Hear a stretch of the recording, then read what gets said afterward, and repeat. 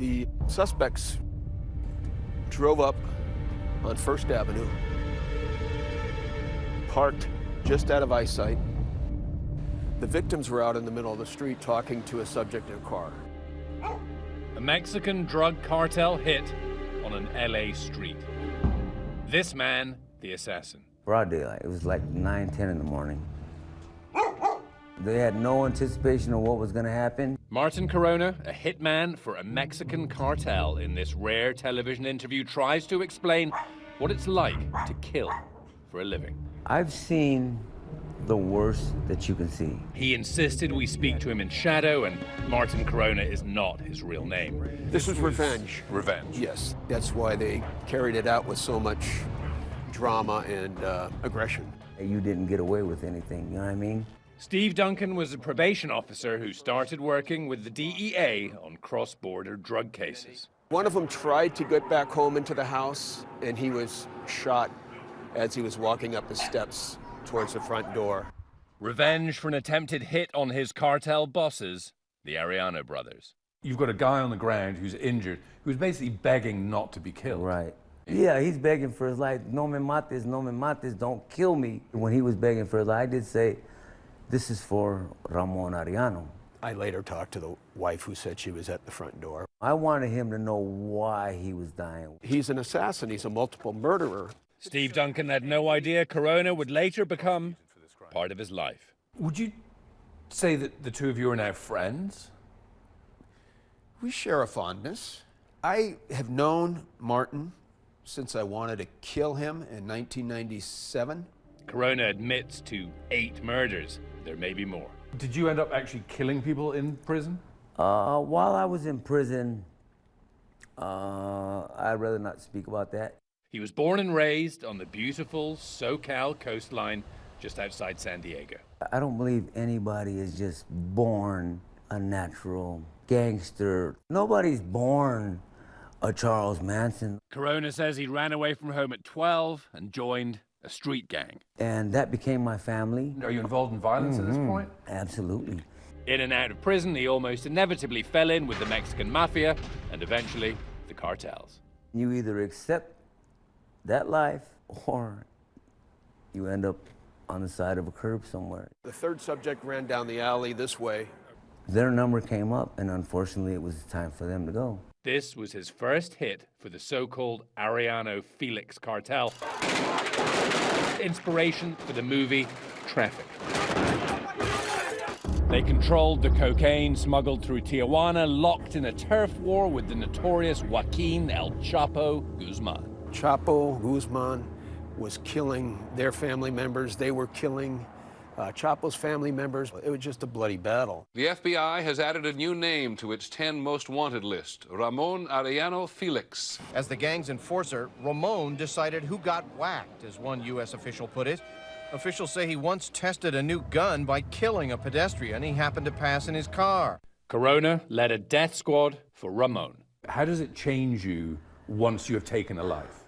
Something that Ramon used to constantly say, we're already damned. We're going to hell anyways. So there's no sense having a conscience about it. In San Diego, he shot a pregnant woman suspected of talking to the cops, along with her sister, a fashion model. When I shot the 2 people, I heard a scream in the back.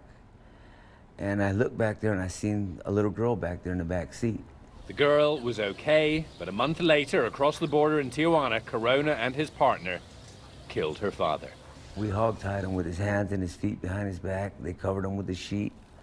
All of a sudden, we just hear this gruesome sound. It was just like a watermelon being smashed, you know? They laugh about it. You hear them on the radios talking about the murders that they do. They get off on it. FBI! A life portrayed in the 2015 movie Sicario, that's Hitman in Spanish. Ahora vas a conocer a Dios. Do the movies get it wrong? Sicario? Absolutely. There's no loyalty. You're sacrificed at any given moment. His friend and mentor was killed on the job. Corona was tired of the violence. The day I walked away from Mexico was the day my daughter was born. I held her in my arms, and I told my wife right then and there, we're done. Not so easy. I wasn't in California very long before I got arrested. After a weapons conviction, Corona found himself in an interview room opposite the affable but calculating Steve Duncan. He had just gotten back from camping near where I go camping. So we talked about fishing and, and we hit it off. Corona was potentially facing murder charges, life in prison. One of the things that they instill on you is don't talk, don't rat. And I decided I'm gonna do the best for me and for my children. Corona ratted. We used him, among many other witnesses, to indict the upper echelon of the Tijuana cartel. Martin Corona served 13 years for a weapons charge and dealing cocaine. Got out in 2014. He should have got the death penalty. Martin's the poster child for the death penalty. Instead, he tours the country with Steve Duncan from time to time, schooling law enforcement on Latino gangs. I want to be able to get my message out there. And Corona just wrote a book, Confessions of a Cartel Hitman. He lives in a secret location, but declines witness protection. When my time comes, my time's gonna come, I know how to defend myself. Martin Corona claims to be reformed, claims remorse for those he hurt. I tried reaching out to them and apologizing. That former model he shot point blank in the head survived. Corona reads from a letter he wrote to her. I can never find the words to apologize for my acts, nor can I ever expect any emotion other than hate from you. But I truly am sorry. She says she does not forgive him. Apparently, others do.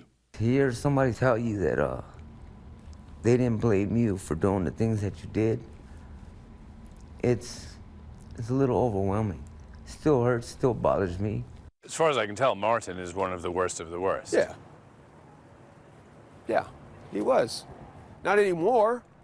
And let's hope he stays that way, After our interview, Corona violated his probation, tested positive for cocaine and meth.